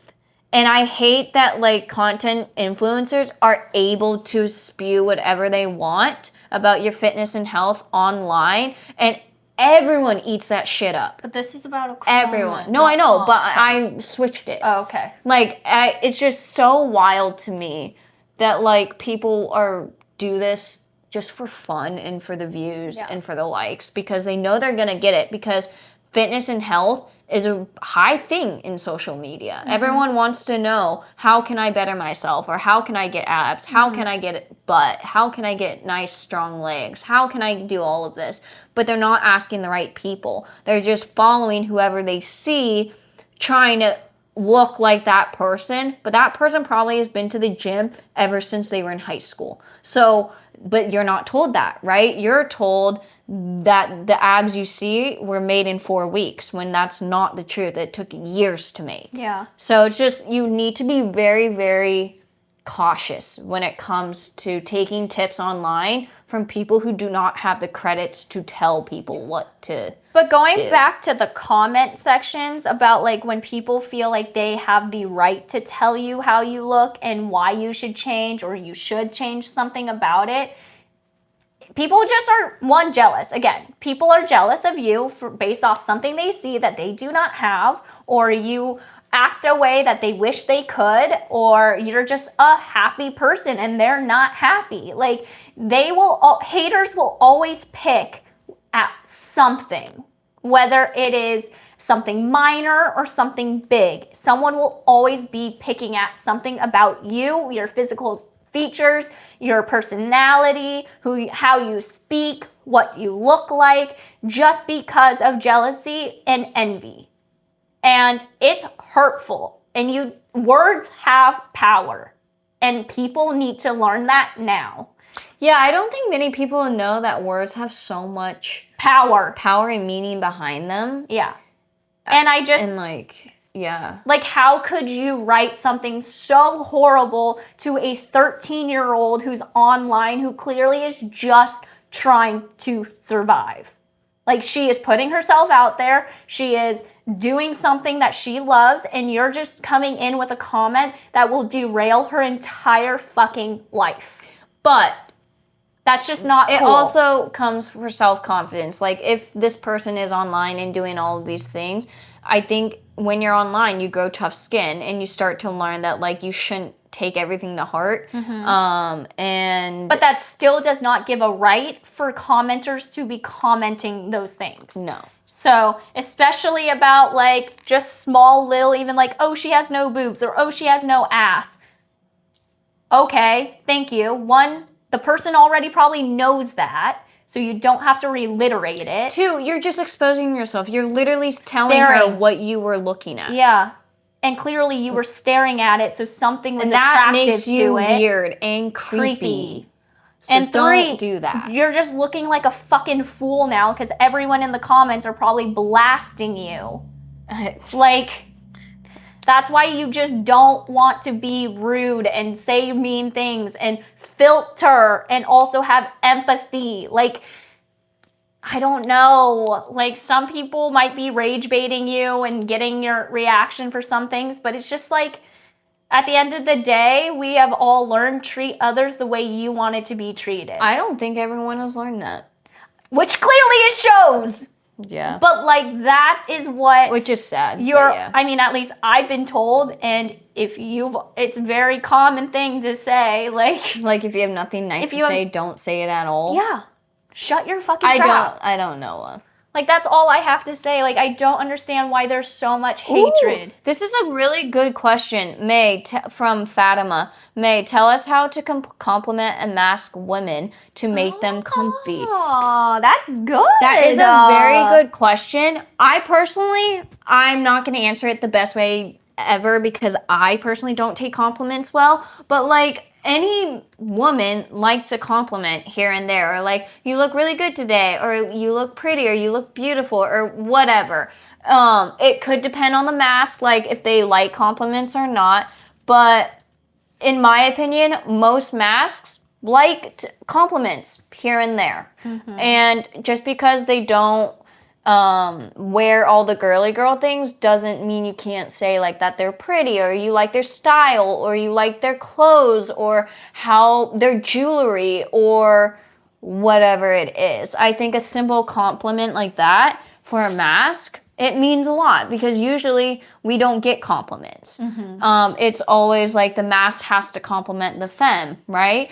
Or whatever. But more femmes are realizing I can compliment my mask. Like, they actually love it. If you haven't known, a lot of masks are really big teddy bears. They look intimidating, but they're actually very kind, very nice. Wait, so how would you compliment?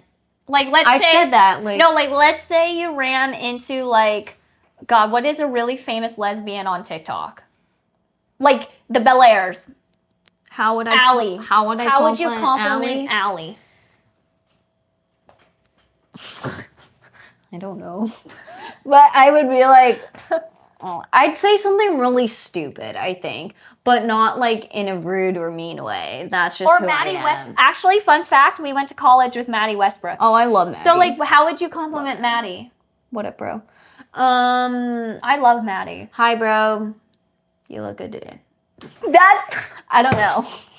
So from a mask to a mask, just say, bro, you look good today. Okay, I'm gonna say something right now, and correct me if I'm wrong, I don't think many masked women compliment other masked women. I don't know. Like, maybe that's just me and me only, but like, I haven't really heard, like, when masks are together, you don't really hear them complimenting each other. It's just more finally being with another group of women who are similar to you and you can relate to that. That's kind of the thing that your brain goes to, or at least mine does. Mine doesn't go, I should compliment every single one of you guys. Like, it doesn't really go like that. Like, how? I don't know. Like, yeah, I don't know. I wouldn't. Or for Matt, I'd be like, I really like your style today. Or like, I really like how your outfit looks today. Something like that. So like a generic, like, overall aspect, not like I like a certain thing. Unless, is Maddie's pronouns they, them? I don't know. She, her? I think she, her. I'm just going to say they, them just in case. But like for Maddie, I don't know. I would just say something like that. Like, I used to compliment her on her, like, outfits in college. Yeah. But I'm not, like, a mask gay. You look so fine. Yeah, see? Like, you look good. You're okay today. You don't look like trash. Like, something like that. You can walk into society like that. Yes. And you won't get looked at weirdly. Like, I don't know. But again, these are just us joking around, so that's not how you should go up to a mask. But it would be funny because if I go up to Tasha and I'm like, you look acceptable for society, like, she would probably go up and be like, what the fuck are you on? Well, like, if you know that they love shoes or like they're sneakerhead or whatever, compliment their shoes. Yeah. Like, it's not that you just gotta flirt with it. You just gotta flirt. So saying you look good for society isn't flirting? That's G. If May had to say yes, what question would you ask her? If you had to say May yes. had to say yes? If I had to say yes? Why can't I say no? I don't even know. Like, that's hard. I just don't care enough. Like, I don't know. A smile is better than any compliment. That's very true. And eye contact. I do see a lot more masks, like, give the head nod or, like, just wave or smile or something like that. It's not creepy either. It's just, like, hi. Also- I acknowledge you and I see you, but like Yeah. it doesn't really go much farther than that. I also have realized that like with our generation too, because we are known as like the electronics kids and iPad kids. I am not an iPad kid. Not our generation though, the younger side of Gen Z. Oh, okay. And the alphas now. But like Alpha, beta, zeta, whatever. chi. All they do is, I don't think they've realized like eye contact is a huge thing with conversations. And so like simply just giving your attention, full attention to somebody when you're speaking to them is appropriate. And that is more of a compliment than a kid trying to look at his phone every 10 seconds when you're talking to them. Like, at least for me, and that might make me sound old, but like I like a good eye contact conversation, you know? Happy birthday, Amber. Just a quick advice, what should I say if someone was being rude and bullying me? Depends on age, but if you're above I was gonna say if you're above It's 18, tell them to fuck fuck right off. off. And or be right straight up and be like, what are you jealous of? Ooh. What are you jealous of? What is That's a your good one. reasoning for being so rude to me? Or just be like, what have I done to you? But literally, tell me what I have done so either I can correct it, or if it was a miscommunication in some way, we can fix it. But like, that's another thing is like everybody, whether you're a whatever, they just don't like confronting the person. And that's when the bully is going to feel like they're cornered, is when you confront them yourself. Like, bro, what's up? Where's the beef? No, see, that's what I'm gonna teach my kids though early. Yeah. Where it's just like stand your ground. If you didn't do anything wrong, or if they're being Literally. rude to you, stand up. Stand Literally. up for yourself. Don't be walked all over. Like, But I think that's what Yeah. I'm gonna teach my kids because I want my kids to be able to stand up for themselves and not just cower. Even though I was a coward, like I would just be like, what the hell? I didn't do anything. Yeah, blah, but blah, to blah. be honest, like, we're teaching kids to cower. What? Like, if you're not telling your kid after they're being bullied, like, what did you do? Did you stand up for yourself? Or it's okay, it will go away. No, it won't. Yeah. Like, stop telling your kids that. It will not get better. I promise you it won't. Like, don't start the argument, end it. That's a really good. exactly. Yeah. Exactly. And I understand, like, this might be hard for a Yeah. 10-year-old, but a 10-year-old could go to a teacher and be like, yo, this little bitch over here broke my pencil for no fucking reason. Can you give me a new pencil or go tell him to go sit in timeout? Like, use your resources, whether that means go to the principal, use your teachers, use your TAs. Like, if you're younger or somebody like that, your counselors.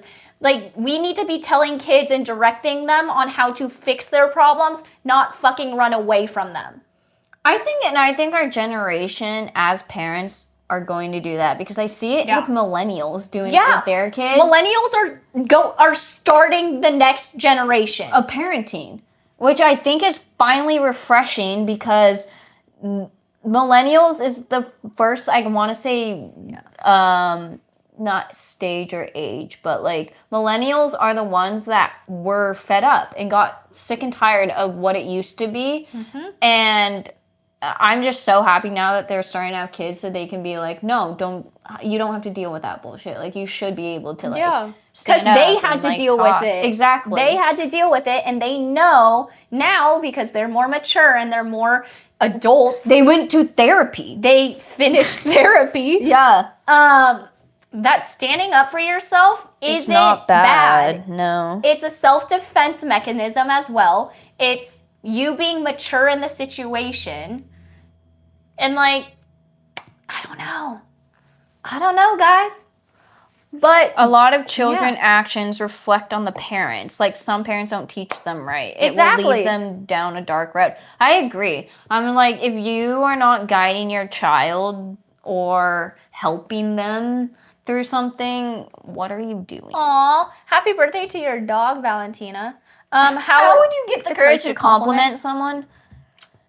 Honestly, I don't compliment others outside of my friend group unless it's like a random, like, oh my God, I'm obsessed with your outfit. Or like, it's a girl, you know? I don't go up to guys and I'm like, that suit fits you well, you know? Ew, gross. Like, I don't say that. I probably should be complimenting more. But like, I'm not someone who also compliments as much as they should probably. So yeah, I don't know. Do you have tips on complimenting others? I think I kind of throw it in there as if it's a joke. Like, we're talking and whatnot, and then I'd be like, sidetrack and be like, I'm so sorry, I was distracted by this because I really like this. Oh. And then we'll pivot back to the conversation. Complimenting. Like, just your friends, or are we talking in, like, more yeah, of a, like, I have a crush on you? Yeah. But also, it goes both ways. I say YOLO. Happy you only birthday. live once. Why can't you just compliment them? And if they don't like it, just leave. Just leave. It's at least you did it. Or it could end really well, and they will say thank you. And that's that. Someone goes, have you tried any martial arts? I used to practice Muay Thai and is a game changer. No, we never really got into martial arts. Our dad was into martial arts, which I knew of when he was going to the classes, but now I didn't know how much he was going to those classes. But we never really got into martial arts because we were in so many sports. So there wasn't enough time to go find another activity, if that makes sense.